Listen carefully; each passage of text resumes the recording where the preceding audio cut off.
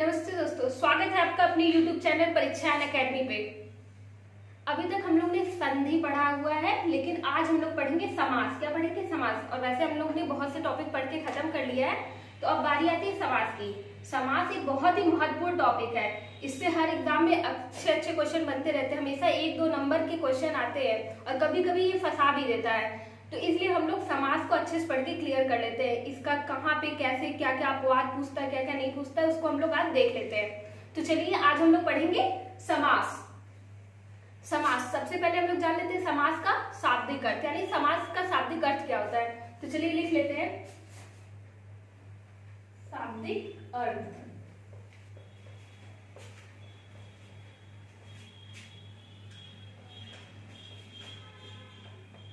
समास का शाब्दिक अर्थ होता है संक्षेप या संक्षेपीकरण। क्या होता है? संक्षेप या संक्षेपीकरण। संक्षेप या संक्षेपीकरण या संक्षिप्तीकरण।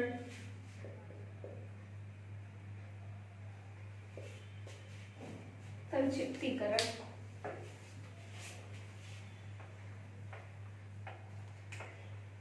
संक्षिप्तीकरण।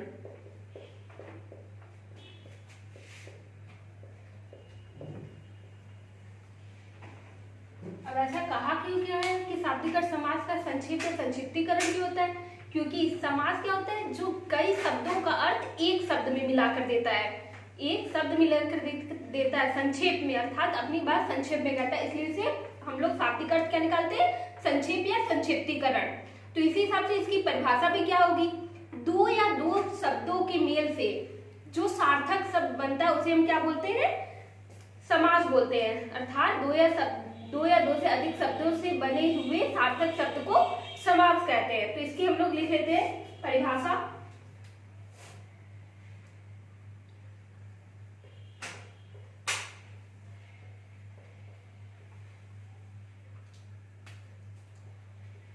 दो या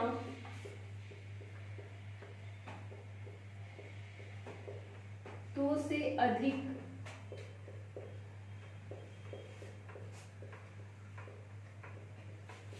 शब्दों के मेल से बने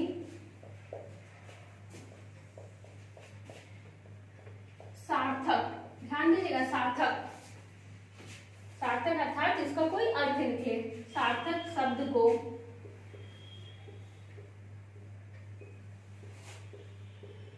समास कहते हैं।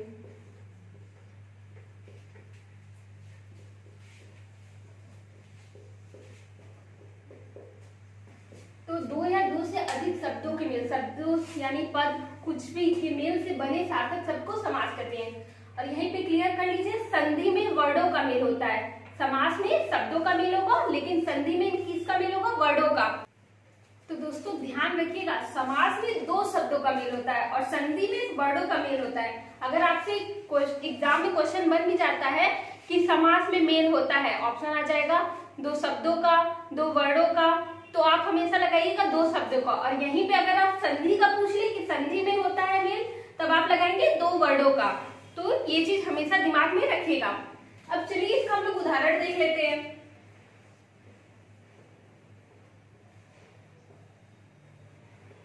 उदाहरण जैसे कार्य कुशल। कार्य कुशल, ये तो हमारा समास हो गया। लेकिन अगर इसका हम लोग वो देखें कि विग्रह क्या होगा, तो इसका होगा कार्य में कुशल। क्या होगा? कार्य में कुशल। अच्छा, संधि में हम लोग क्या करते थे? विच्छेद करते थे। और समास में हम लोग क्या करेंगे? विग्रह करेंगे। संधि में विच्छेद और समास में विग्रह करेंगे। और अच्छा, इसे ये भी याद रखिएगा कि संधि का विलोम पूछे तो विच्छेद और समास का विलोम पूछे तो विग्रह। तो हमेशा ध्यान में रखिएगा, समास में हम लोग विग्रह करते हैं। तो इसको उदाहरण था ऐसे कार्य में कुशल, ऐसे मृत्युंजय अर्थात मृत्यु को जीतने वाला। चलिए अब लेकिन इसमें कुछ पद होते हैं, उनको देख लेते हैं। नोट पॉइंट में ऐसे करके लिख लीजिएगा। समास में मुख्यतः दो पद होते हैं।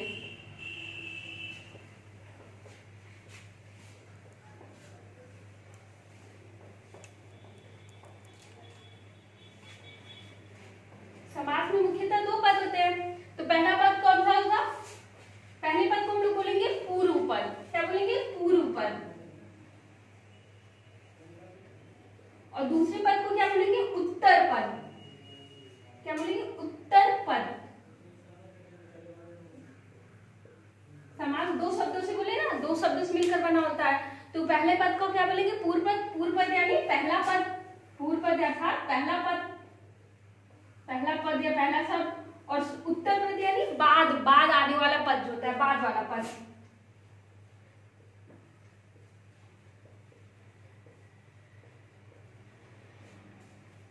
पहला पद और उत्तर पद होता है। जैसे अब देखिए कार्य कुशल था ना, इसमें जो पूर्व पद है यानी पहला पद क्या है आपका? कार्य हो जाएगा। इसमें पहला पद क्या हो जाएगा? कार्य। और उत्तर पद यानी बाद वाला पद आएगा कुशल। क्या होगा? कुशल। कुशल आपका क्या होगा? उत्तर पद होगा। तो ध्यान दीजिएगा, दो हमेशा जब भी समास होगा दो शब्दों के मेल से होगा, तो उसमें दो पद बनेंगे आपके। पहला होगा पूर्व पद, दूसरा होगा उत्तर पद। तो उसमें जो पहला वाला पद होगा वो होगा पूर्व पद, और जो बाद वाला पद होगा वो होगा उत्तर पद। ध्यान रखिएगा, पूछ सकता है, अलग अलग करके दे सकता है कि इसमें पूर्व पद बताइए या उत्तर पद बताइए। क्योंकि अभी जब हम लोग आगे समास पढ़ेंगे ना, समास के भेद, तो उसमें हमेशा ऐसे आएगा पूर्व पद प्रधान होता है, किसी में उत्तर पद प्रधान होता है। तो ये चीज जानना जरूरी है कि कौन सा पूर्व पद होता है, कौन सा उत्तर पद होता है। तो मुख्यतः जो होते हैं वो दो पद होते हैं। तो कौन कौन सा? पूर्व पद और उत्तर पद। और इसी में एक और होता है, समास की दो गौड़ पद भी होते हैं। क्या? गौड़। गौड़ यानी मुख्य नहीं होते, सहायक पद। दो गौड़ पद भी होते हैं। अब दो गौड़ पद कौन कौन से हैं वो भी देख लेते हैं। तो जो पहला गौड़ पद होता है वो होता है समासिक पद। क्या होता है? समासिक पद। समासिक पद या इसी को हम लोग बोलते हैं समस्त पद। क्या बोलते हैं? समस्त पद। और दूसरा हमारा होता है विग्रह पद। क्या होता है? विग्रह पद।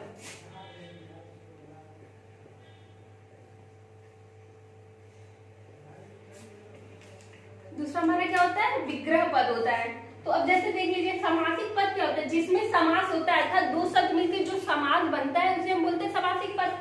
जैसे ये जब पूरा ऐसे, तो इसमें दो पद थे ना, लेकिन जब ये पूरा एक पद आएगा तो इसको हम क्या बोलते हैं? समासिक पद या समस्त पद बोलते हैं। क्या बोलते हैं? समासिक पद या समस्त पद। तो ये पूरा समासिक पद है क्या? हम लोग देखेंगे कार्य कुशल। तो कार्य कुशल क्या है? ये पूरा समासिक पद है।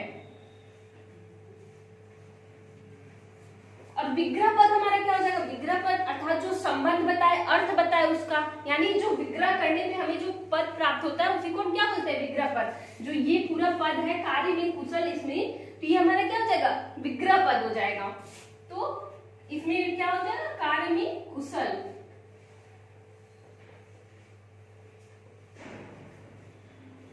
तो ध्यान रखिएगा दोस्तों, किसी भी समास में दो मुख्य पद होते हैं। वो कौन कौन से होते हैं? पूर्व पद और उत्तर पद। जैसे कि इसमें मैंने कार्य में क्या बताया, ये पूर्व पद है और ये कुशल क्या है? उत्तर पद है। और दो गौड़ पद भी होते हैं। तो गौड़ पद कौन कौन से होते हैं हमारे? समासिक पद एक होता है और दूसरा क्या होता है? विग्रह पद। समासिक पद को ही हम लोग समस्त पद भी कहते हैं। तो ये जो पूरा होता है इसको हम लोग क्या बोलते हैं? समासिक पद। समासिक पद बोलते हैं।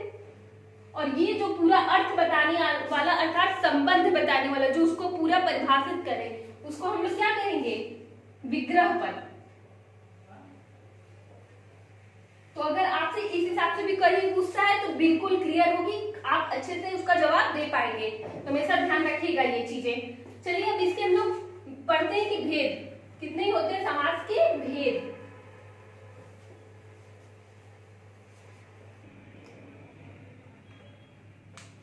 तो चलिए देख लेते हैं अब हम लोग समास के भेद। दोस्तों हम लोग क्या देखेंगे? समास के भेद में प्रकार। समास के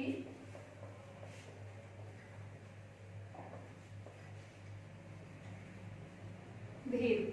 समास के जो मुख्यतः भेद होते हैं ना वो चार होते हैं। अच्छा हाँ, चार तो होते हैं, लेकिन कभी कभी हम लोग सुनते के 6 वेद होते हैं? हाँ, समाज के 6 वेद भी होते हैं। जब हम लोग बीटीसी पढ़ते हैं और फिर नीचे लेवल में भी जाते हैं, छोटे क्लासों में भी तो समाज के 6 वेद बताए जाते हैं, या फिर हिंदी में भी 6 वेद बता दिए जाते हैं। अगर ऑप्शन में 6 है तो आप लोग 6 मारिएगा, ठीक है। तो अभी वो 6 कैसे होता है वो भी मैं आपको दिखा देती हूँ। समाज के लिख लेते हैं, समाज के मुख्यतः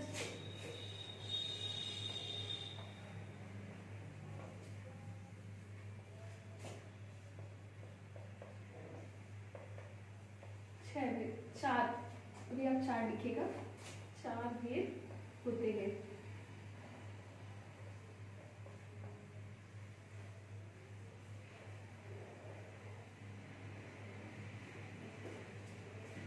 देख लेते हैं वो 4 भेद है कौन कौन से।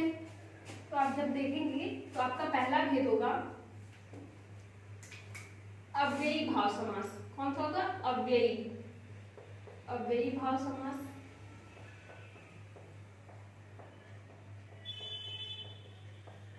दूसरा आपका होगा तत्पुरुष समास। क्या होगा? तत्पुरुष।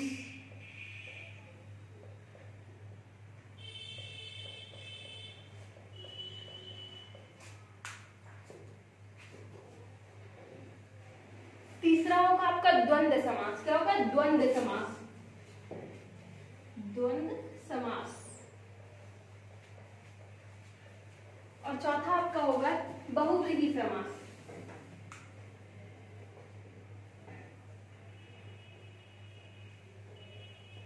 बहुव्रीहि समास। तो जब आपके मुख्यतः पूछेगा तब आप 4 बताएगा, लेकिन अगर कॉमन पूछे तो 6। अब 6 कैसे होते हैं वो देख लीजिए।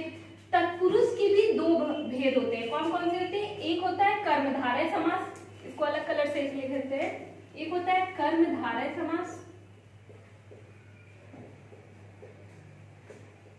कर्मधारय समास, और एक होता है द्विगु समास। क्या होता है? द्विगु समास।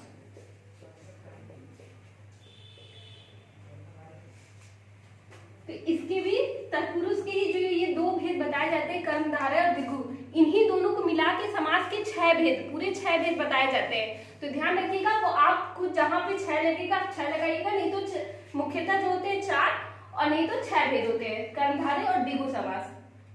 तो दोस्तों ध्यान से देख लीजिए, अव्ययी भाव समास, तत्पुरुष समास और द्वंद्व समास और बहुव्रीहि समास। और तत्पुरुष के भी अन्य 2 भेद हैं, कर्मधारय समास और द्विगु समास। चलिए अब हम एक एक करके इसको पढ़ते हैं। तो पहला हम लोग क्या पढ़ेंगे? अव्ययी भाव समास। क्या पढ़ेंगे? अव्ययी भाव समास।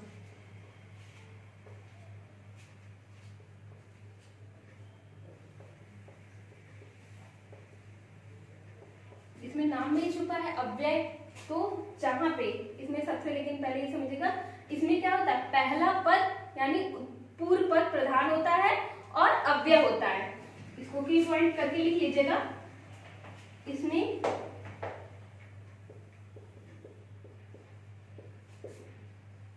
पूर्व पद प्रधान और अव्यय होता है।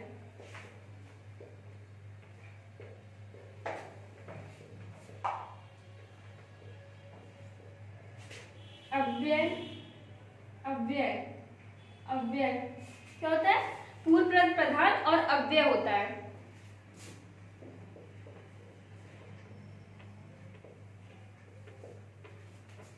ठीक है, एक तो ये हो गया पूर्व पद प्रधान और अव्यय होता है। एक और चीज से समझ लीजिए, इसका जो पूर्व पद होता है ना, पूर्व पद उपसर्ग होता है। क्या होता है? उपसर्ग। उपसर्ग आप पढ़ चुके हैं तो समझ रहे हैं, वो छोटा रहेगा। उपसर्ग और छोटा रहता है, ऐसे आपको पकड़ने में आसानी होगी। छोटा होता है।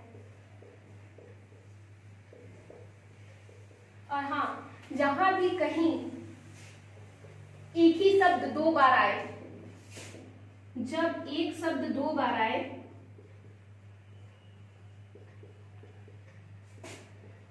दो बार आए,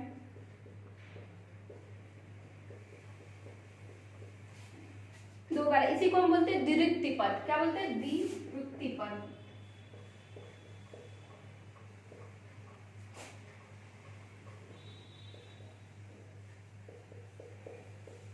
या क्रिया विशेषण हो, या वो क्रिया विशेषण के पद हो, या क्रिया विशेषण के पद हो।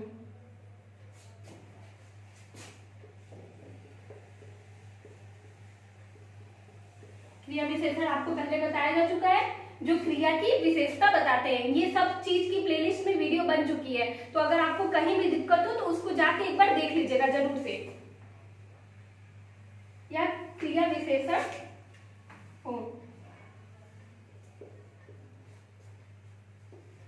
वहां अव्ययी भाव प्रधान समास होता है। कौन सा समास होता है? अव्ययी भाव समास।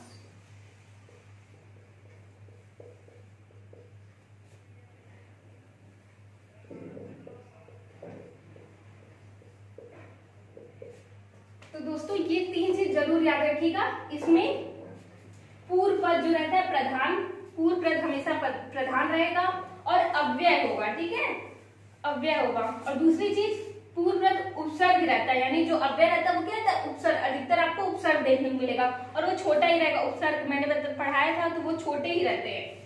और जब एक शब्द 2 बार आए, जैसे धीरे धीरे, अभी उदाहरण दूंगी, उसमें कई चीज आएंगी धीरे, और उन्हीं हम क्या बोलते हैं? द्विरुक्ति के पद भी बोलते हैं। जब कोई मतलब बार बार रिपीटिशन हो, एक शब्द की दोबारा रिपीटिशन हो, यानी दोहराए।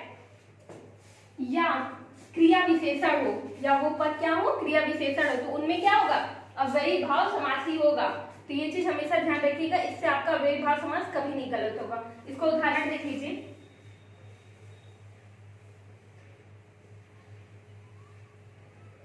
जैसे उदाहरण में आप ले लीजिए आजन्म, आजन्म, आजन्म। अब इसमें देखिए आ क्या है? आपका उपसर्ग है और पूर्व पद ही प्रधान है। इसका अर्थ क्या निकलेगा? जन्म भर। देखिए उपसर्ग का काम यहाँ आ रहा है कि हम लोग जब इसका उपसर्ग पढ़े थे, सोचे थे उपसर्ग कहाँ आएगा, तो यहाँ पे उपसर्ग का काम आ रहा है। आजन्म यानी जन्म भर। और इसी तरह अगर आप सब ले लीजिए आमरण, आमरण, आमरण, आमरण में भी आ क्या है? आपका उपसर्ग है, तो इसका क्या होगा?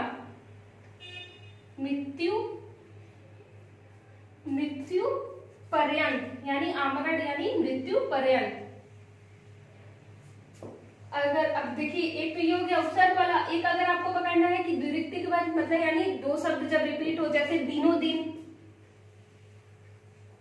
अगर दिनों दिन आता है, हाथों हाथ आता है, रातों रात, ऐसे जो भी शब्द हो रिपीट, अगर रिपीट आए, धीरे धीरे, जैसे क्रिया विशेषण, धीरे धीरे, धीरे धीरे, अलग अलग,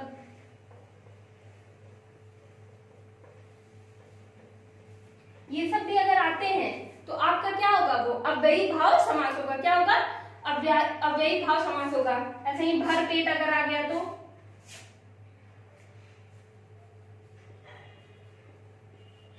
भर पेट में भी जैसे आपका क्या हो जाएगा? पेट भर। तो ये भी आपका क्या? पहला पद अव्यय और दूसरा पहला पद प्रधान है। तो ध्यान रखिएगा, अव्ययी भाव समास में पहला पद उपसर्ग रहेगा और दूसरा पद क्या रहेगा? गौड़ रहता है। तो अब चलिए दोस्तों हम लोग देखते हैं तत्पुरुष समास। चलिए दोस्तों, अव्ययी भाव समास के बाद अब हम लोग देखेंगे तत्पुरुष समास। तत्पुरुष समास दूसरा भेद होता है। तो इसमें क्या होता है? इसमें उत्तर पद प्रधान होता है। क्या होता है? इसमें उत्तर पद प्रधान होता है तथा इसमें विभक्ति यानी जो कारक चिन्ह होता है उसका प्रयोग होता है। तो चलिए इसको देख लेते हैं। मैंने लिखा भी है परिभाषा। क्या? इसमें उत्तर पद प्रधान होता है। उत्तर पद जैसा कि पहले आपको बताया गया है बाद वाला पद, इसलिए मैंने आपको ये चीजें क्लियर कर दी थी क्योंकि आगे इन चीजों का हमेशा प्रयोग होता रहेगा। उत्तर पद प्रधान होता है तथा विग्रह के समय विभक्ति या कारक का प्रयोग करते हैं। अब विभक्ति कारक ये सब पहले भी आपको बताया जा चुका है, लेकिन हाँ ठीक है, अभी इसको फिर से रिवाइज कर लेते हैं। तो यहाँ पे पहले मैं 3 बता रही हूँ, फिर आगे अभी 3 और बताती हूँ। तो पहला हम लोग क्या लिखेंगे? कर्म तत्पुरुष। अच्छा ध्यान दीजिएगा, इसमें जो 6 होते हैं तत्पुरुष समास के 6 भेद बताए जाते हैं।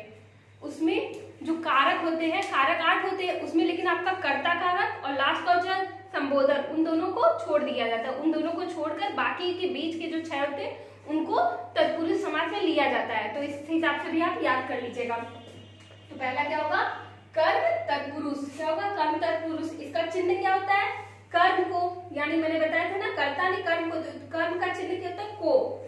इसका को का क्या होगा, लोप होगा। लोप यानी को के चिन्ह को गायब कर दिया जाता है जब समासिक पद यानी समस्त पद में को का चिन्ह गायब कर दिया जाता है और दोनों पद को जोड़ के एक शब्द बनाया जाता है।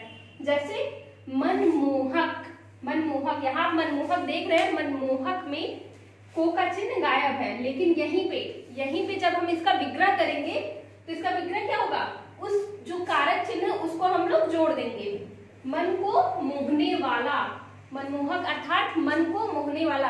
तो यहाँ समझ गए होंगे कि जब हम इसका समासिक पद यानी समस्त पद जो होता है इसमें हम लोग क्या करते हैं, को का लोप कर रहे हैं, और यहीं पे मन को जब इसका विग्रह करेंगे, विग्रह पद मैंने आपको 2 गौड़ पद भी बताए थे, विग्रह पद में को जोड़ देंगे तो इसका क्या होगा, मन को मोहने वाला। इसी तरह देख लीजिए संचालक, क्या है, संचालक। क्या होगा, संचालक को करने वाला। यहाँ भी को का लोप है, को आपका कर्म कारक का चिन्ह है, तो इसमें फिर विग्रह में जोड़ देंगे संचालक को करने वाला। इसी तरह चिड़ीमार, चिड़िया को मारने वाला। आहार प्रदाता, आहार को प्रदान करने वाला। ऐसे आपको बहुत से उदाहरण मिल जाएंगे जिसमें को विभक्ति का लोप होता है और विग्रह करने पे को जोड़ दिया जाता है। तो मुझे लगता है आपको ये क्लियर हो गया होगा। अब हम लोग दूसरा देखते हैं, करण तत्पुरुष। क्या देखेंगे, करण तत्पुरुष। इसका क्या होता है, इसका विभक्ति कौन सी होती है, कारक होता है से या के द्वारा। क्या होता है, से या के द्वारा। तो हम लोग इसी से या के द्वारा को हम लोग लोप करेंगे किसमें, समासिक यानी समस्त पद में। जैसे तुलसी कृत, तुलसी कृत, यहाँ पे हम लोग ने से या के द्वारा को लोप कर दिया गया अर्थात गायब कर दिया। अब इसी का जब हम लोग विग्रह करेंगे तो क्या हो जाएगा, तुलसी द्वारा कृत, कृत यानी रचित, कृत तुलसी द्वारा रचित। इसी तरह धनायुक्त, धन से युक्त। देखिए यहाँ मैंने बताया ना से या के द्वारा दोनों आता है, धनायुक्त, धन से युक्त, यानी यहाँ पे से या के द्वारा का लोप किया गया और यहाँ पे से का जोड़ दिया गया है। इसी तरह व्यास रचित हो जाएगा तो व्यास द्वारा रचित हो जाएगा। शोकाकुल हो गया तो शोक से आकुल हो जाएगा। ऐसे कई एग्जाम्पल मिलते रहेंगे। आप एमसीक्यू सॉल्व किया करिए, उसमें आपको बहुत सारे एग्जाम्पल मिलते रहेंगे, तो ये चीज आपको अच्छे से क्लियर हो जाएगी। चलिए दोस्तों देखते हैं तीसरा क्या है, संप्रदान तत्पुरुष। क्या है, संप्रदान तत्पुरुष।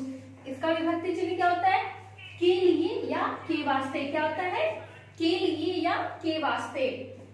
इसी का हम लोग लोप करते हैं, हम लोग समासिक यानी समस्त पद में इसका लोप कर देते हैं। तो इसका क्या होता है, देशभक्ति। देशभक्ति में देख रहे हैं आप लोग लोप हुआ है, लेकिन यहीं पे अगर हम इसका विग्रह करेंगे तो क्या होगा, देश के लिए भक्ति। क्या होगा, देश के लिए भक्ति। देख रहे हैं के लिए आ रहा है बीच में, के लिए आपका संप्रदान तत्पुरुष का क्या है, कारक चिन्ह है। मालगाड़ी, माल के लिए गाड़ी, मालगाड़ी। यहाँ पे देखिए लोप हो रहा है यानी अर्थात गायब कर दिया गया और यही विग्रह में आपको दिखाई देगा, माल के लिए गाड़ी। इसी तरह गौशाला, गाय के लिए शाला। पथिक भोज, पथिकों के लिए भोज, भोजन। तो ऐसे आपको कई एग्जाम्पल देखने को मिलते रहेंगे। तो लेकिन सबसे बड़ी बात है, अगर आप कारक अच्छे से पढ़े रहेंगे तो आपको ये समझने में बहुत ज्यादा आसानी रहेगी। तो कारक वाला वीडियो भी जरूर देख लीजिएगा। चलिए अब हम लोग चलते हैं, बाकी के आगे के 3 देखते हैं। चलिए दोस्तों अब आगे के 3 भेद पढ़ लेते हैं। 3 भेद क्या है, चौथा जो है अपादान तत्पुरुष। क्या है, अपादान तत्पुरुष। अपादान तत्पुरुष का क्या होता है, चलिए से। लेकिन से होता किस लिए, अलगाव के अर्थ में, अलग होने के लिए। जब कोई किसी से अलग होती है तो हम लोग अपादान के से का यूज करते हैं। तो यहाँ पे हम लोग से का लोप करेंगे। तो देखिए समासिक पद में शोका मुक्त है। क्या है, शोक मुक्त है। तो शोक मुक्त में से का लोप हो रहा है। यहीं पे जब विग्रह करेंगे तो क्या होगा, शोक से मुक्त। शोक से मुक्त यानी शोक से अलग हो रहा है, शोक से मुक्त है। इसी तरह विद्याहीन, विद्याहीन में देख रहे हैं से का आपका क्या है, लोप है और यही है विद्या से हीन, अर्थात उसके पास विद्या नहीं है, विद्या से हीन है। विद्याहीन, विद्या से हीन। इसी तरह आप और देख लीजिए, भयभीत पूछता है तो भय मतलब भयभीत में भय से भीत हो जाता है। इसी तरह देश निकाला, देश से निकाला, मतलब जब कोई चीज किसी से अलग हो रही होगी तो वहां से की विभक्ति का यूज करते हैं, यानी अपादान वाला, करण वाला नहीं। और हमेशा उसमें समासिक आपके समस्त पद में रहेगा, से का लोप रहेगा, और यही अगर विग्रह पद दिया रहेगा तो उसमें से लगा रहेगा। तो ये चीज हमेशा ध्यान रखिएगा। अब दूसरा हम लोग देखेंगे पांचवा देखेंगे संबंध तत्पुरुष। क्या देखेंगे? संबंध तत्पुरुष। जो संबंध को बताएगा वो संबंध तत्पुरुष में जाएगा। जैसे इसमें क्या है? का, के, की। संबंध तत्पुरुष का चिन्ह क्या होता है? का, के, की। इसमें इन्हीं का लोप होगा और समासिक पद में, यानी समासिक पद में लोप होगा और विग्रह पद में यही आपको दिखाई देगा। जैसे राजपुरोहित, क्या लिखा है? राजपुरोहित, और इसका विग्रह पद क्या होगा? राजा का पुरोहित। तो इसमें आप देख रहे हैं का पर जो लोप हो रहा है, और यहीं पर किसमें? इसके विग्रह पद में आपको का दिखाई देगा। कुल देवी अर्थात कुल की देवी, इसमें मैंने पहले ही बताया का, के, की। आपको ऐसे ही संबंध बताने वाले चिन्ह दिखेंगे तो विग्रह पद में आपको की दिख रहा है, कुल की देवी। इसी तरह राजपुत्र, राजा का पुत्र हो जाएगा। ऐसे ही अगर पराधीन, पर के अधीन मतलब दूसरे के अधीन रहता है, तो ये आपको कई एग्जाम्पल देखने को मिल जाएंगे। चलिए दोस्तों देखते हैं, आखिरी हमारा है तत्पुरुष समास की भेद में जो आखिरी भेद है वो है अधिकरण तत्पुरुष। क्या है? अधिकरण तत्पुरुष। तो अधिकरण में आपका इसका चिन्ह क्या होता है? में, पे, पर। क्या होता है? में, पे, पर। तो देख लेते हैं, इसका लोप भी होगा और विग्रह पद में आपको यही दिखाई देता है। तो समासिक पद में देखिए इसका लोप हो रहा है, गृह प्रवेश। यहाँ पे लोप हो रहा है, अगर ये विग्रह करेंगे तो घर में प्रवेश, यानी गृह में प्रवेश अर्थात घर में प्रवेश। तो यहाँ पे आपको में दिखाई पड़ रहा है और यहाँ पे में का लोप हो रहा है। इसी तरह वाहनारूढ़, वाहनारूढ़ में क्या मतलब? वाहन पर आरूढ़, यानी वाहन पर बैठा हुआ। यहाँ पे पर आपको दिख रहा है और यहीं पे पर का क्या हुआ है? लोप हुआ है। इसी तरह नीति निपुण, नीति में निपुण, कवि श्रेष्ठ, कवियों में श्रेष्ठ। ऐसे आपको कई एग्जाम्पल देख जाएंगे, तो आप इसको अच्छे से समझ के करिएगा।